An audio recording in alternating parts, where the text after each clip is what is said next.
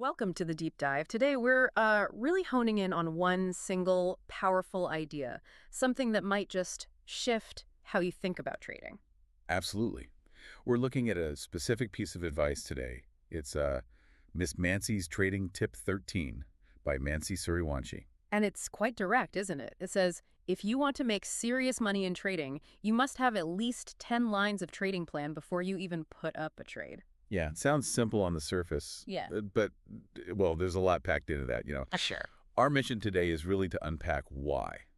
Why these 10 lines? And, like, what could those lines actually look like for someone wanting to uh, improve their strategy? Okay, so 10 lines, it doesn't immediately sound like, a massive undertaking. No, not massive. But it instantly signals that just impulsively clicking buy or sell.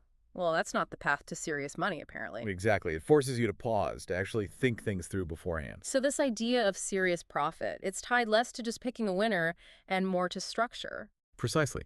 It's about having that framework, that predetermined strategy before you commit capital, before the emotions kick in. Right. So what are we talking about here? What kind of things make up these 10 lines? It can't just be, I think the stock will go up. Right? Oh, definitely not. That's hope, not a plan. A real plan needs specifics, like your entry rules. Entry rules. What exactly needs to happen in the market for you to even consider getting in? Specific signals, maybe price action. That could easily be one or two lines right there. Like waiting for a moving average crossover and maybe a certain volume confirmation. Exactly, that kind of detail.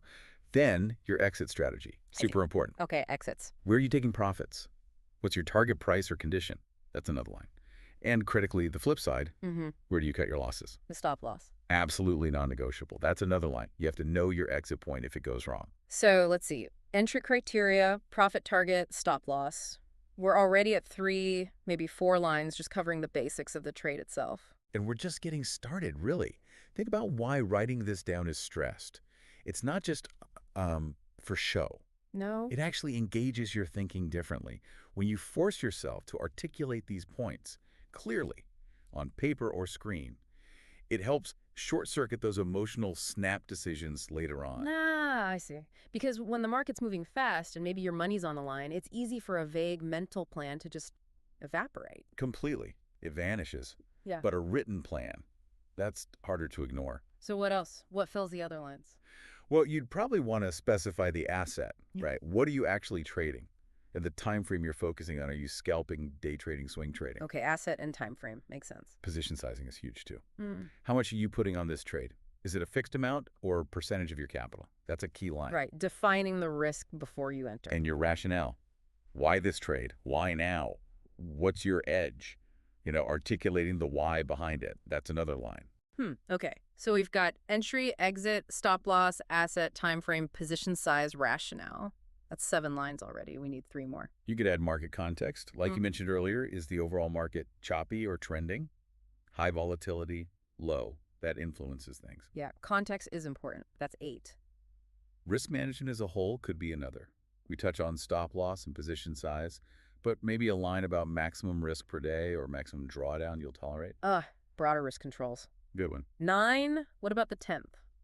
It could be anything specific to your strategy, really. Maybe rules about reviewing the trade afterwards, or conditions under which you wouldn't take the trade even if the signals appear, like maybe not trading around major news events. Okay, so it's about building a comprehensive checklist almost. Pretty much. And the act of writing it, that process itself forces clarity. It takes a fuzzy idea and makes it concrete. Actionable rules. It helps you prepare mentally for different outcomes too, I imagine. Definitely. You've thought through the what-ifs before they happen. So for you listening, the message from Mansi Suriwanshi seems crystal clear. If trading success is the goal, reacting isn't enough. Nope. You need that detailed written strategy, at least those 10 points, thought out before you risk a single penny. The big takeaway then is the shift, isn't it?